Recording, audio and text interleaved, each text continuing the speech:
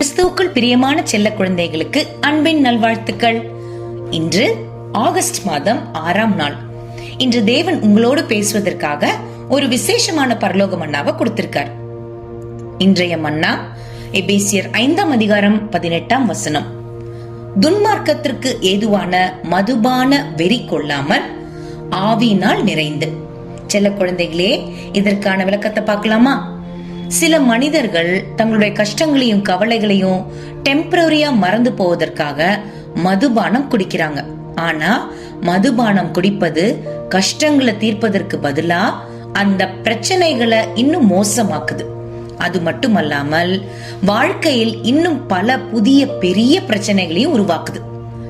தேவ பிள்ளைகளாகிய நாம நம்முடைய புத்தி, சரீரம், நமக்கு இருக்கும் திறமைகள் மற்றும் சக்திகள் இதை எல்லாத்தையும் தேவனுடைய விருப்பத்திற்கு முழுமையா கீழ்ப்படிய செய்யணும். நம்முடைய நற்குணங்களை வளர்த்து கொள்வதற்கு கெடுதலாக இருக்கும் இந்த மதுபான பழக்கத்தை நாம முழுமையாக வெறுத்து ஒதுக்கணும். எனவே செல்ல குழந்தைகளே, வாழ்க்கையில கஷ்டங்கள் வரும்போது தவறான வழிகளை தேடக்கூடாது.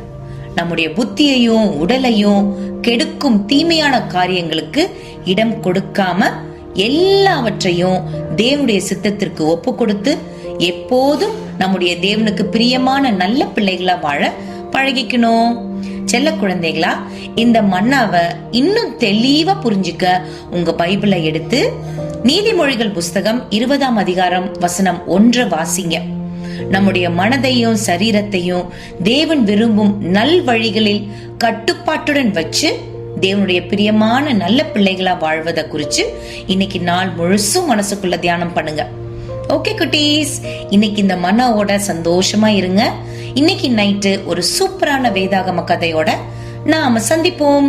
எப்பவுமே தேவனுக்கும் கிறிஸ்துவுக்கும் பிடிச்ச சமத்து பிள்ளைகளா இருங்க. God bless you. Bye.